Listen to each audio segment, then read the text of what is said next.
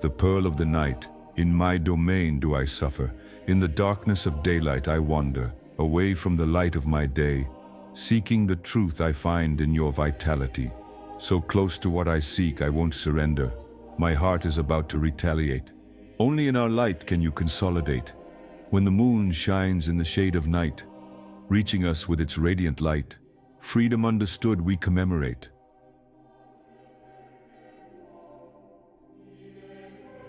Poetry has this incredible power to illuminate our darkest moments, and I recently discovered a piece that completely changed how I think about navigating through life's shadows.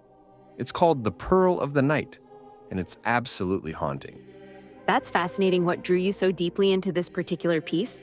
Well, it opens with this visceral image of suffering in one's own domain, which really captures that universal feeling of being trapped in a space that should feel safe but doesn't.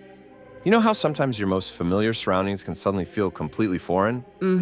Like those unsettling moments when you're lying awake at 3 a.m. and everything feels slightly off kilter. Exactly.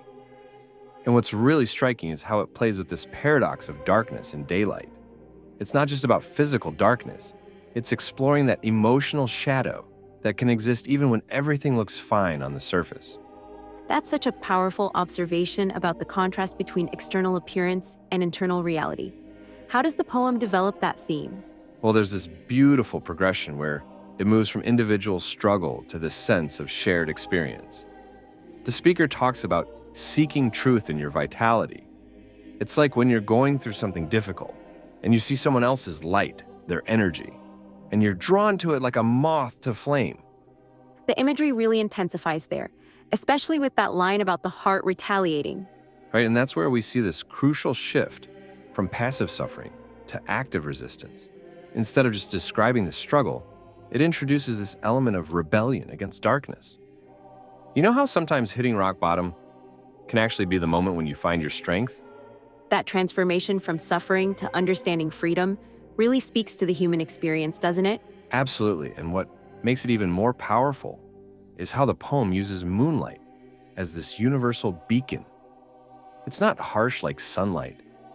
It's this gentle, reflective illumination that helps us see beauty even in shadows. Think about how moonlight transforms everything it touches. And the way it ends with commemoration suggests there's something worth celebrating in that journey through darkness. That's exactly it.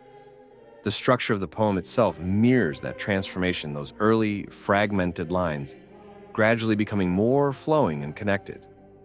It's like watching someone learn to dance with their shadows instead of fighting them. You know what's fascinating? How this mirrors so many cultural traditions where darkness isn't seen as something to eliminate, but rather as a necessary part of wholeness. And that's perhaps the most profound aspect, how it transforms isolation into connection. The Pearl of the Night isn't just about finding treasure in darkness. It's about discovering that our darkest experiences can become gifts we share with others. So, in essence, it's suggesting that personal transformation isn't just an individual journey, but something that ripples out to touch others? Precisely.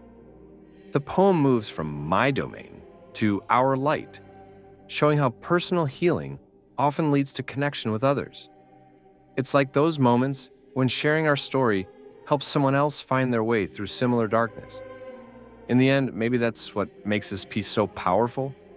Its ability to remind us that even in our most solitary moments, we're part of a larger human experience.